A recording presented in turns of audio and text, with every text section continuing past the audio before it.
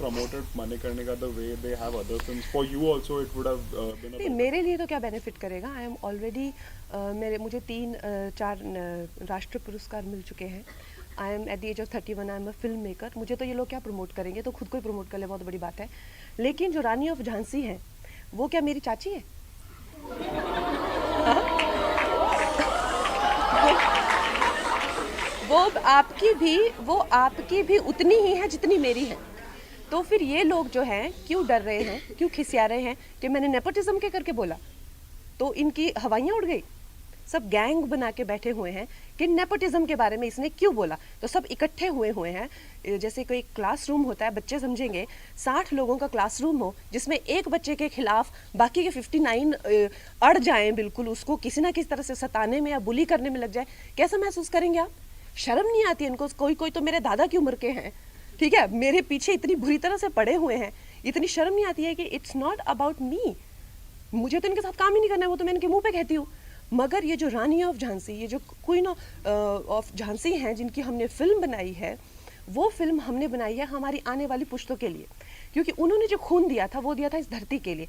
आज अगर हम आज़ाद है तो सिर्फ कंगना रनौत आज़ाद नहीं है, समस्त भारत आज़ाद है. और ये जो बॉलीवुड ये जो कर रहा है, जिस तरह से ये षड्यंत्र रच रहा है, तो एक बात तो पक्की है कि मैं इनको छोटा मोटा यहाँ वहाँ कॉल आउट करती रहती थी, चाहे वो सेक्सिज्म हो या नेपोटिज्म हो या पे पैरिटी हो. लेकिन अब तो मैं इनके पीछे पड़ जाऊंगी और मैं इनकी वाट लगा दूंगी, एक एक को एक्सपोज करूंगी. And one thing is for sure कि इन लोगों ने they have called for trouble by ganging up. भारतीय इलेक्शंस की भी घोषणा होने वाली है, तो उससे भी जुड़ने के इरादा है आपका? वेल आई थिंक इलेक्शन से मैं नहीं, मेरा ऐसा इलेक्शन से कोई जुड़ने का इरादा नहीं है. काफ़ी लोगों को ये भी गलत फहमी है कि मैं पॉलिटिक्स में जाना चाहती हूँ. ऐसा बिल्कुल भी नहीं है, 0% चांसेस भी नहीं है. मगर क्या मैं एक ऐसी युवती हूँ कि जो देश में हो रही चीज़ों से कुछ ऐसे एक्टर्स हैं, मैं जानती हूँ. आई थिंक इसका मैं इंटरव्यू देख रही थी, I think with Anupama, there was Ranveer और आलिया और समबडी लाइक दैट, जो कहते हैं कि हम पॉलिटिक्स के बारे में क्यों बोले, हमने क्या किया, हमने कुछ नहीं किया. सो ऐसे नहीं चलता. You have to be responsible. I think Ranbir Kapoor was telling somebody कि मेरे घर में तो बिजली पानी आता है, मैं क्यों पॉलिटिक्स से, यू नो. सो हाउ ये देश ने, आप उस देश की वजह से आपका घर है, ये देशवासियों का ही पैसा है जो जिससे करके आप मर्सिडीज़ में बैठते हैं. How can you talk like that? हम तो फिल्मों में काम करने वाले हैं, हम कैसे पॉलिटिक्स की बात कर दें. This is irresponsible. क्या मैं वैसी इंसान हूँ? नहीं. उससे मेरा करियर भी चला जाता तो चला जाए. मेरे घर में बिजली पानी नहीं आता है तो इसका मतलब ये नहीं कि मुझे किसी की पड़ी नहीं हुई है. So this has to change and आप लोगों को चेंज करना चाहिए. ये इन लोगों को सुनाना चाहिए. How can you listen to this के I can't talk about politics, मुझे मेरे हाल पे छोड़ दीजिए, मुझे तो सबसे बना के चलना है. You should know, you should tell people what you think. In a democracy आप बताइए पिछले 5 साल कैसा काम हुआ, उस हिसाब से you choose your leader. You should talk about your political inclination. What do you think as a youth of this country, what do you think. You can not say मेरे घर में बिजली पानी आता है, मुझे तो क्या लेना देना. This is absolutely irresponsible. और इतना क्या करियर प्यारा हो गया है इनको कि इनको देश की कुछ नहीं पड़ी हुई. So these people should be asked. ये आप लोगों का काम है, मेरा काम नहीं है. मैं अब आप लोगों का काम भी करने लग गई हूँ. देखो इंडस्ट्री में एक चलन है कि जो सरकार में होती है उससे गुणगान गाए जाते हैं. पहले 7 साल में एनडीए गाती थी, अब एनडीए की सरकार है तो उनके गुणगान गाती है इंडस्ट्री, फिल्म इंडस्ट्री. हमारी थोड़ी अपॉर्चुनिस्ट है, आपको लगता है? Well, I just feel, well, in a democracy, a shift of power when happens, it's okay to be positive for a government, but if you feel that the government is not showing any response, it's okay to call them out on that. It's not that you shifted your opinion or you're being, sort of an opportunist or like that. So it's fine to show positivity for an elected candidate and to be like, okay, fine, we have a lot of faith in this person. There is nothing wrong in that. And as talking about me, I think I have had a very wide exposure of how things change in person's life. जैसे देश में चीज़ें change होती है, हमारे ऊपर भी, हमारी पर्सनली भी लाइफ चेंज होगी. सो ये बहुत इंपॉर्टेंट है हम देश में इंटरेस्ट लें, बिकॉज हम देशी तो हैं. हम कौन है? सो ये बहुत ही मूर्खता की बातें ऐसे करना. मुझसे कुछ मत पूछो प्लीज, मेरी वो इंडोर्समेंट ना चले जाए या मेरे को वो कुछ. This is very very stupid. And also what you want हाँ बोलिए मैम आप बोलिए. कंसंट्रेशन नहीं हो पाता. वाला। कंगना, मिस्टर नरेंद्र मोदी से आप 2 बार मिली, कुछ बताएंगे उसमें क्या बात हुई है? क्या आपको लगता है अगली बार वापस से मिस्टर मोदी या कोई और कुछ ऐसी बात है, बताइए इस बारे में।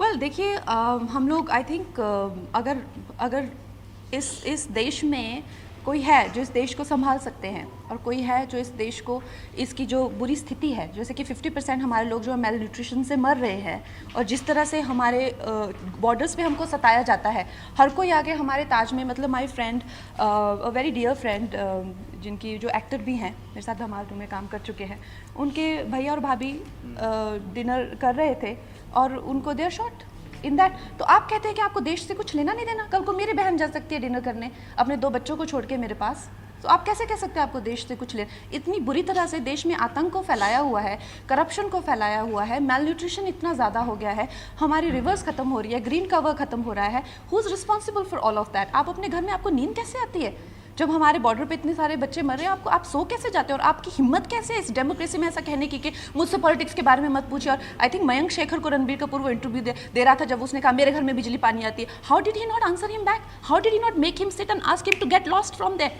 How like very offensive sort of thing. Sir, अभी जब कोई भी चीज़ कंगना रनौत की होती है ना, तो बहुत सारे लोगों को बहुत जगह प्रॉब्लम होती है। तो मुझे पता है, हमको जो है, हम जो आउटसाइडर्स होते हैं, हम अगर चलते भी हैं, सांस भी लेते हैं ना, तो कुछ लोगों को दिक्कत होती है। तो वो उस सब को ही ध्यान में रखते हुए अब हम लोगों ने भी अपना रास्ता बनाना सीख लिया है, उसी में ही जितना कम हो सके उनको उतना कम तकलीफ देते हुए हम निकलना चाहते हैं। कंगना जी, हमारी हिंदी फिल्म इंडस्ट्री में ऐसे बहुत सारे लोग हैं जो आए दिन मीडिया के सामने आते हैं और कहते हैं कि कंगना जी ने हमारी लाइफ की डाली काट कर रख दी है, हमारी ज़िंदगी परेशान करके रख दी है। तो ऐसे लोगों को कंगना मानती है कि वो मेंटल है या जजमेंटल है? वो वैसे लोग हैं, वो जो हम कह रहे थे ना, एड़ा बन के पेड़ा खाने के चक्कर में है, वो वैसे लोग हैं। सो आई थिंक कुछ लोग जो हैं जिनको आई थिंक कुछ लोग हैं जो ऑब्वियसली हेड़ा बन के पेड़ा खाते हैं और खुद भी मेंटल बन के रहते हैं, दूसरों को भी मेंटल, सो वो सब एक अलग पूरा ज्योमेट्री है वो इंडस्ट्री का। वो so I don't want to get into that, but definitely judgemental तो वो नहीं है। I think somewhere they recognise my spark and somewhere they know. कोई मेरे दोस्त ही थे जो मुझे कह रहे थे यार तुमको कितने लोग परेशान करते हैं। सो आई वॉज टेलिंग देम कि अगर ये लोगों ने इतनों को टॉर्चर, अगर मेरी लाइफ में सक्सेस नहीं होता, अगर कोई स्टैंडिंग नहीं होती, तो क्या ये लोग मेरा फ़ोन भी उठाते थे परेशान करने की? तो सोचो, अगर मैं खुद सामने से जाके बात करती, मुझसे बात नहीं करते, अब सारा दिन मेरे काम में लगे रहते हैं। Naturally it's because I have a standing, so I don't mind it.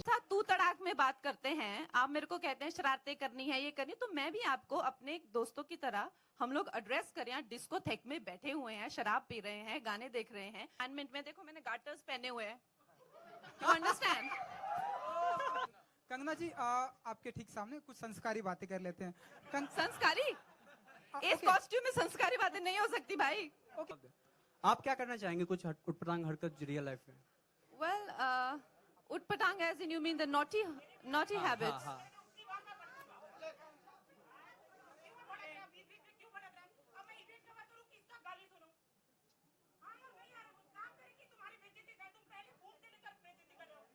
Okay, हाँ कंगना, कंटिन्यू।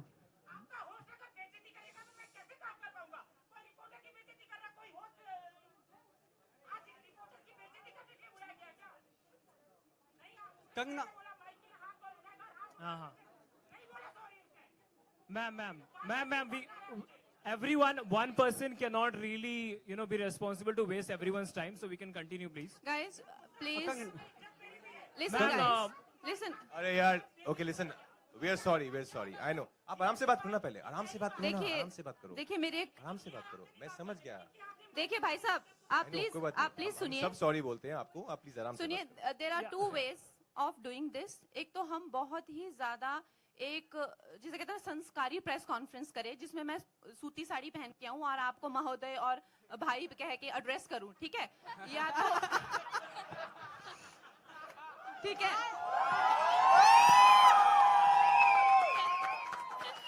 या तो अगर आप मेरे साथ तू तड़ाक में बात करते हैं, आप मेरे को कहते हैं शरारतें करनी है, ये करनी, तो मैं भी आपको अपने दोस्तों की तरह हम लोग एड्रेस करें। यहाँ डिस्कोथेक में बैठे हुए हैं, शराब पी रहे हैं, गाने देख रहे हैं। सो कहने का मतलब ये है, डिपेंडिंग ऑन द, ये प्रधानमंत्री का नाम ले रहे हैं, कोई राष्ट्रपति का नाम ले रहे हैं, कहाँ से बातें आ रही है? अभी प्रधानमंत्री राष्ट्रपति को कोई काम नहीं है यहाँ पे, उनको भूल जाइए, ठीक है। हम लोग यहाँ पे थोड़ा सा इंटीमेट एनवायरनमेंट में, देखो मैंने गार्टर्स पहने हुए हैं, यू अंडरस्टैंड? सो आपको लग नहीं रहा मेरे लुक से? We are in an intimate environment, और हम भी ये चाहते हैं कि आप लोग जब स्टार्स को मिले तो वो तो सभी देखते हैं कि स्टार्स का क्या टशन होता है, बट स्टार्स कैसे बात करते हैं दोस्तों से? जो दोस्त आपकी वैन में आया हो, उसने कुछ 2-4 गंदी बातें लिख दी, तो उससे कैसे कहते हैं, अरे यार तू तो आजकल ऐसे कर रहा है, अरे यार तू आजकल बड़ा एटीट्यूड दिखा रहा है? आप भी कहिए हमें, क्या हम लोग इस तरह से आग बबूला होके भाग जाएं? तो कहने का मतलब है इस तरह का हमारा एनवायरनमेंट होगा। ये चेतावनी है अब आप लोगों के लिए, और शुरू का ये जो कहते हैं ना कि अनाउंसमेंट है, ठीक है। अब इसको मद्देनजर रखते हुए बात करिए, ठीक है। कंगना जी हाय। कंगना जी आपके ठीक सामने कुछ संस्कारी बातें कर लेते हैं। संस्कारी?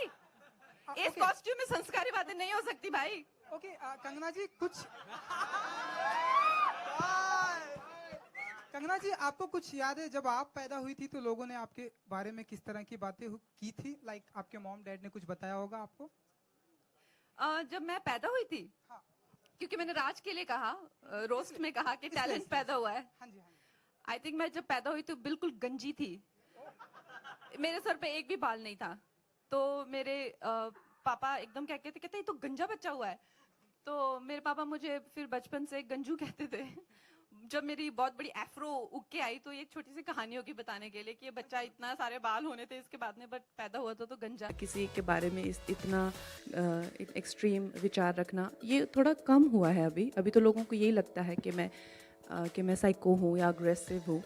मगर जब मैं नई आई थी, जब आप बाहर से आते हैं तो उनको लगता है कि मतलब शायद आप माँ बाप से नहीं जन्मे हैं, किसी पेड़ से टपके हैं।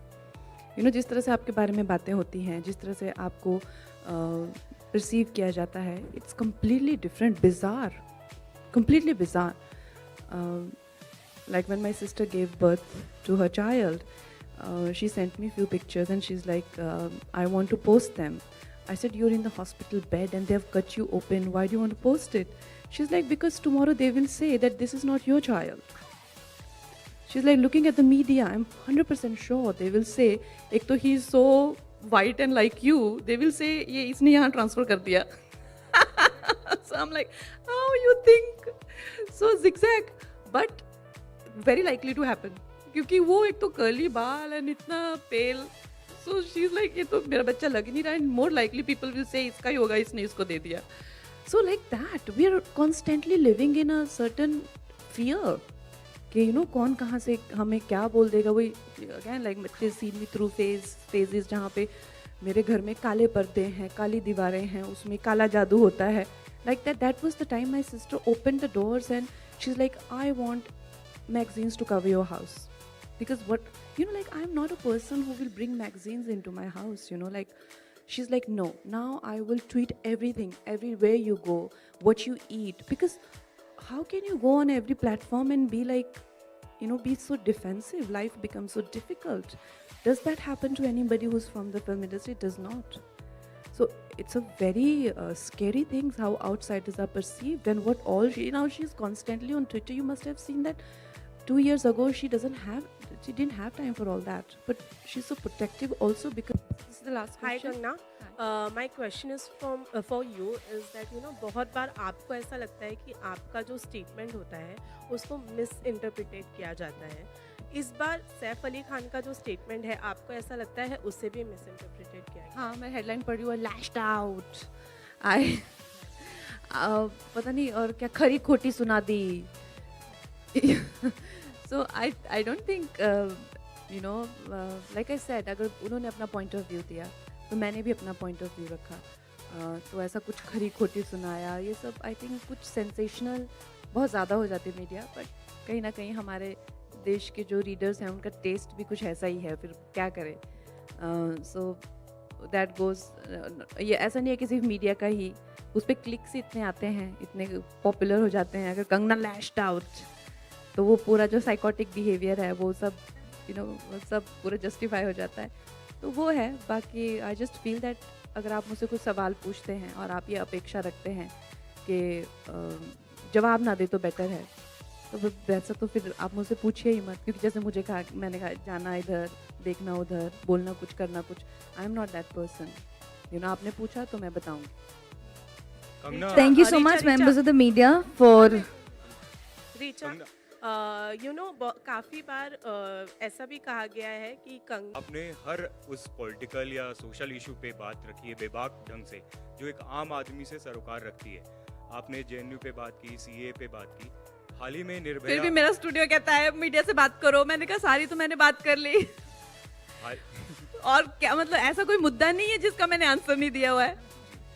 हाल ही में निर्भया पे जो ये रह गया था। अच्छा, ओके, बताइए। जो वर्डिक्ट आया उस पर आप क्या कहना चाहती हैं, और ये क्या आपको लगता है कि इस तरीके से जो कोर्ट की तरफ से वर्डिक्ट आ रहे हैं उससे रेप कम होंगे, या फिर जो आम मानसिकता है लोगों की विमेन के प्रति वो कम होगी? तो जो भी, एक तो वो माइनर था, उसको माइनर कहते हैं। जो रेप करता है, जो कि रेप करने के काबिल है, वो कौन से उससे माइनर बनता है? वो कौन सा स्टैंडर्ड इन लोगों ने बनाया हुआ है जो उसको माइनर बता रहे हैं? जो बंदा रिप्रोड्यूस कर पा रहा है, रेप कर पा रहा है और इस तरह की हरकतें कर पा रहा है, तो सबसे पहले वो माइनर है ही नहीं। ऊपर से ऐसे लोगों को चौराहे पे मारना चाहिए, उनको वहाँ पे हैंग करना चाहिए, ताकि सबको पता चले कि क्या होता है रेप और क्या उसकी सज़ा होती है। और ये कोई इतने सालों बाद वो माँ भी इतनी सफ़र कर रही हैं, उनके पिताजी इतने सफ़र कर रहे हैं, पूरी फैमिली की क्या हालत होगी, उनका अभी क्या बचा होगा इतने सालों में उनका संघर्ष कर करके। कहाँ जाएंगे वो गरीब लोग, पैसे हाई कोर्ट से सुप्रीम कहाँ जाएंगे वो? मतलब ये कैसा समाज है? तो मुझे तो नहीं लगता कि इन लोगों को ऐसे चुपचाप मार देना चाहिए। तो ऐसे मारने का क्या फ़ायदा जब आप एग्जाम्पल ही सेट ना कर पाए? उन लोगों को चौराहे पे हैंग करना चाहिए, चौराहे पे मारना चाहिए सबके सामने। Members of the media, thank you so much for the questions. We are now going to request the star cast for the photo opportunity. Let's see the film now. We are all very anxious. हमारा आज show है और आप लोग भी शायद कल film देख रहे हैं।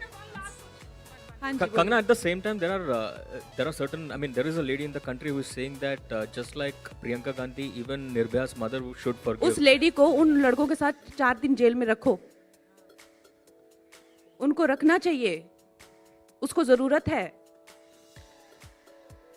कैसी ऐसी औरतें होती हैं जिनको बड़ी दया आती है, और ऐसी ही औरतों की कोख से ऐसे निकलते हैं दैशी दरिंदे। ये भी किसी के कोख से ही निकले हैं। उन्हीं की कोख ऐसी होती है जो ऐसा सोचती है, जिनको सिंपैथी आती है, प्यार आता है इन पे, दैशियों पे, खूनियों पे।